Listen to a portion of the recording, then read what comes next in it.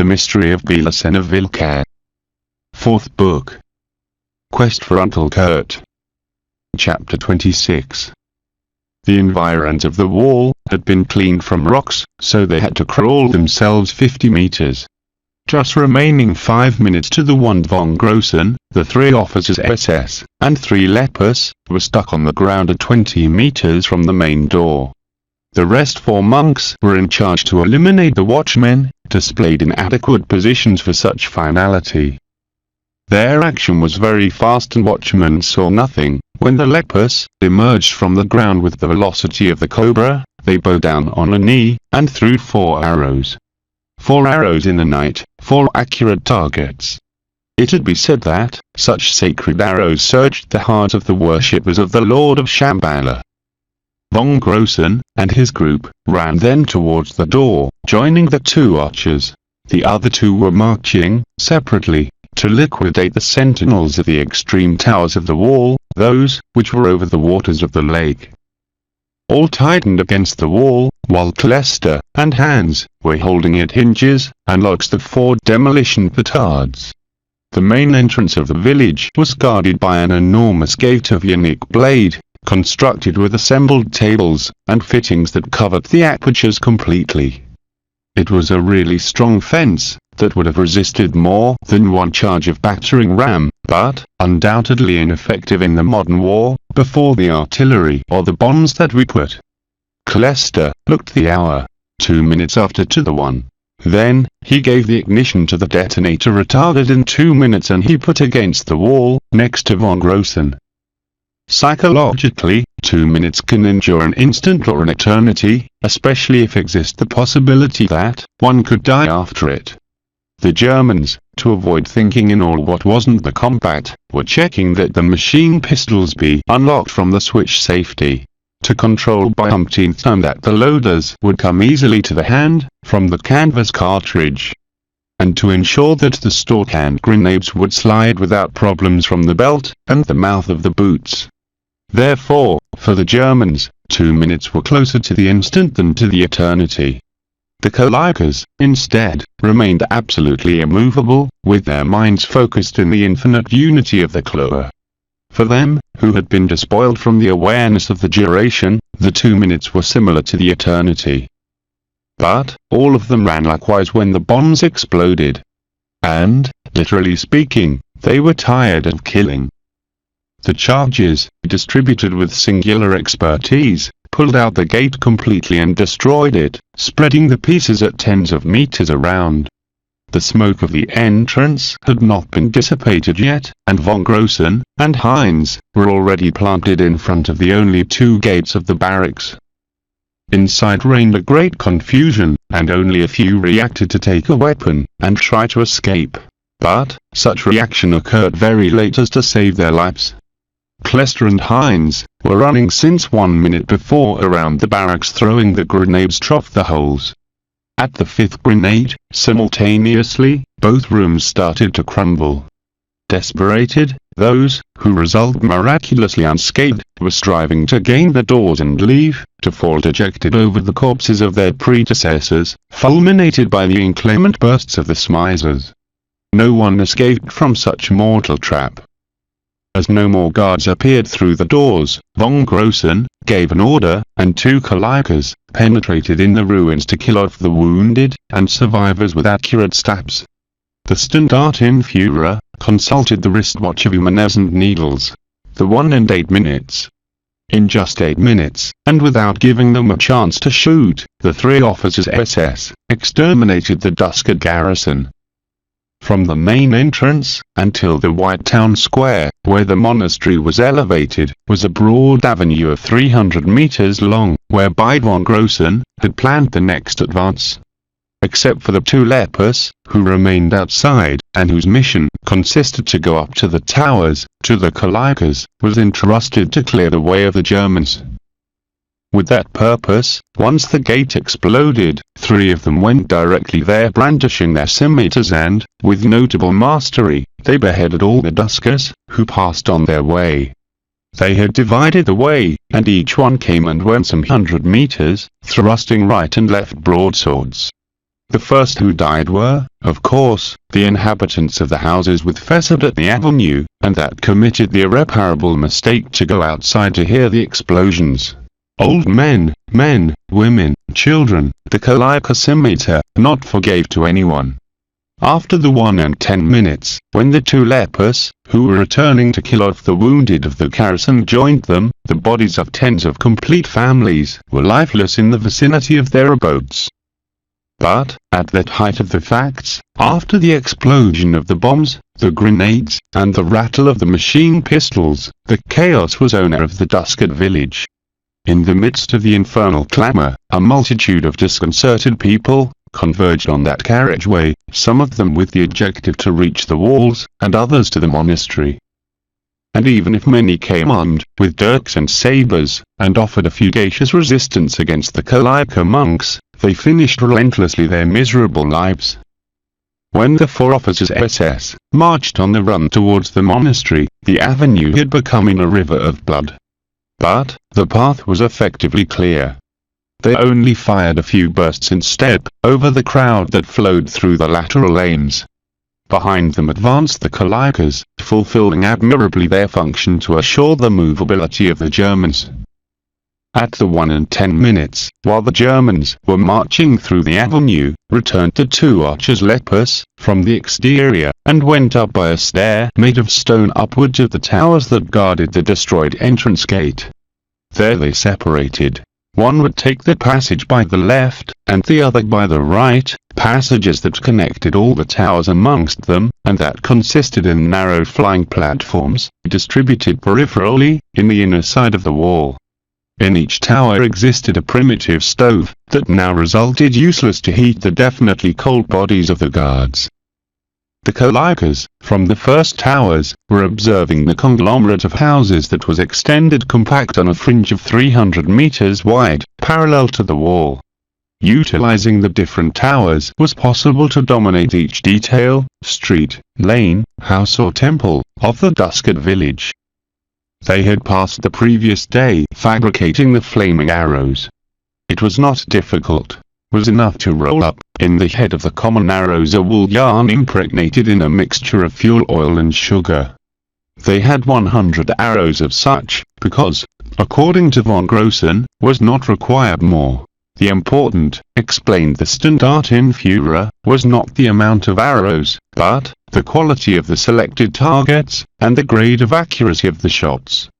Satisfied with such tactic, the Colicas elected the 100 targets one by one, attempting to point at the inflammable materials as woods and fabrics.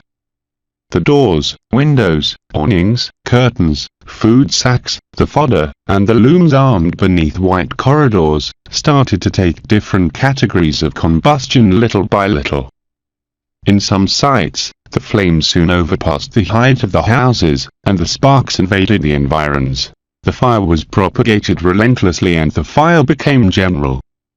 When the 2 Colicas arrived to the final towers, at the 1:20, the Duskat village had been transformed in a giant stake. The uncontrolled mobs were trying, the majority of them, to escape from the suffocating heat, and arrive to the lake or got out from the walls. The sentinels of the lateral doors, trapped within the flames, and the multitude, opened, and they couldn't avoid the pass of hundreds of terrified settlers. At that time, the 2 Colica monks assumed very different attitudes.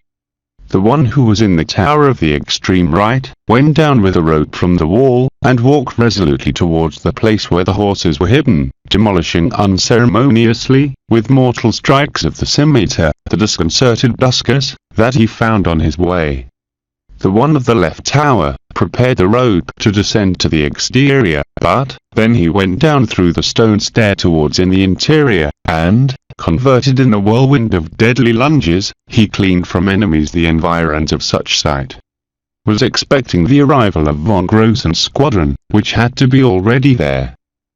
1:15. The numerous huddles of Duskas, reunited before the entrance of the monastery, demanded with strong voices the presence of the lamas of the Kirkrum bonnet.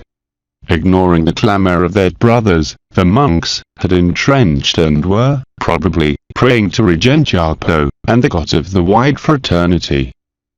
It was improbable that in the interior of the Gempa, physical seat of the Ashram Jafran, would have existed a fire weapon, and was even more improbable that some Lama would be disposed to defend his refugee with weapons.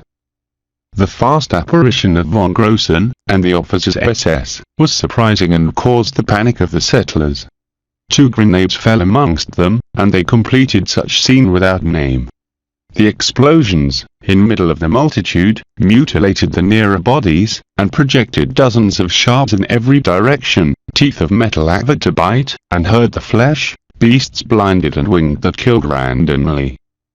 Von Grossen just had to shot at times with the machine pistol, to make that the rain of bullets disperses the mad crowd. All the group took shelter preventively under the gallery of a beautiful Buddhist pagoda of Tibetan style, with the finality to prepare the next action. Callista and Hans, in the center of the circle of Kalaya they put down their backpacks, and extracted the 40 rifle grenade. They took then, the Moser 1914, and inserted 2 of the in the cannon adapter. The rifle grenades had charge of phosphor, which exploded with the impact, and constituted an efficacious incendiary tactic device. Released with a fusel similar to the Moser, was impossible to hit precise targets at 300 meters. The targets, the windows of the monastery, invited them to throw the projectiles only 25 meters onwards. Seated on a squared base of 70 meters edgewise, the Gempa showed 3 files of windows in the upper level of the entrance door, main facade that we saw ahead. Sheltered, as I said, some 500 lamas of the Kirkramut bonnet, many of which loomed, and harangued the Duskers, whether supplicating, or commanding, to resist the enemy, to reorganize the defensa, not flee, etc. Perhaps, the most paradoxical of such dramatic intimations was the one that assured, in the name of the Holy Lord, that the intruders were not demons, but simple mortals.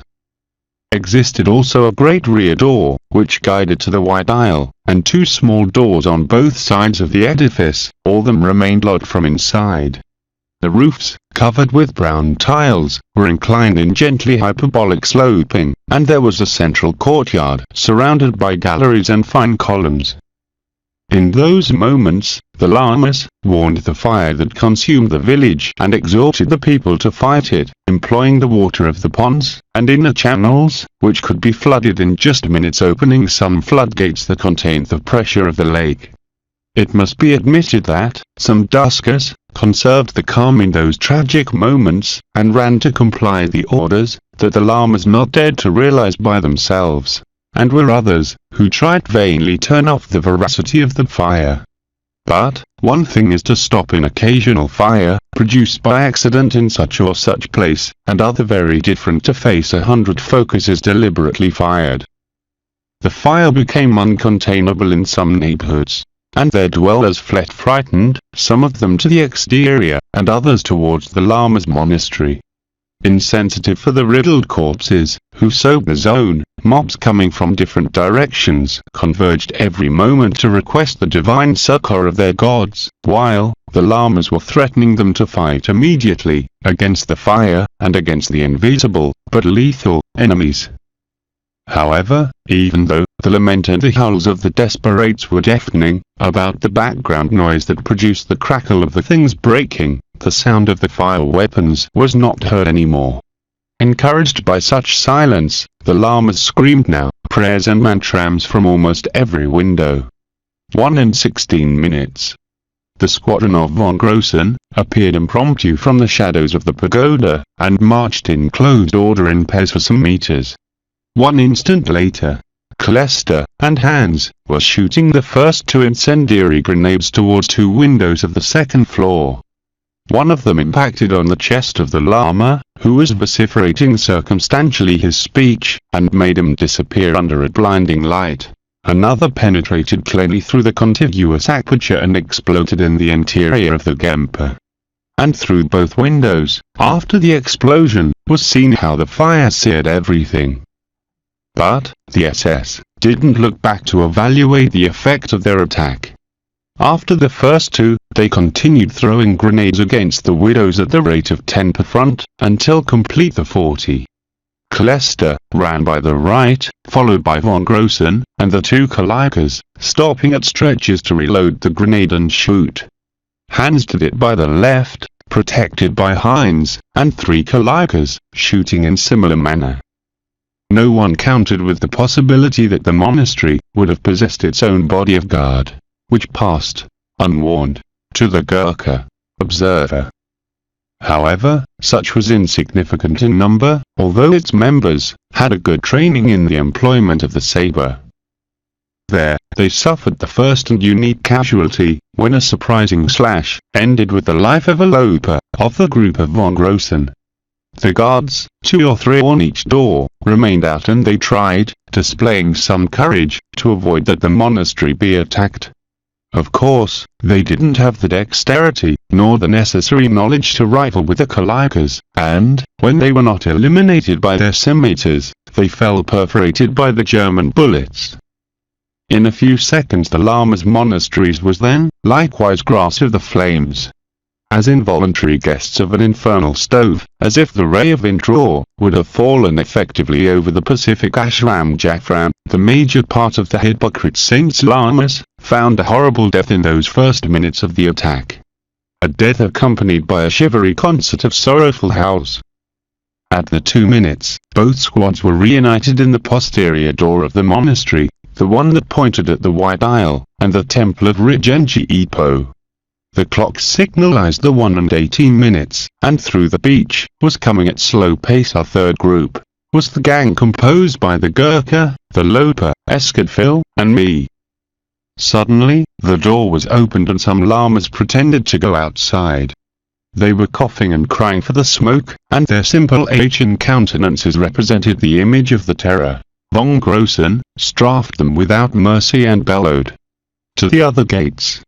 In fact, the rest of the doors were open too, but very few were the survivors that we had suppressed. The intense heat, and the collapse of the superior floors, ended with the main body of before they could reach the exits. As the watchmen, as the garrison, the totality of the Lamas of the Kirkram bonnet, ended annihilated by our superiority in the art of war.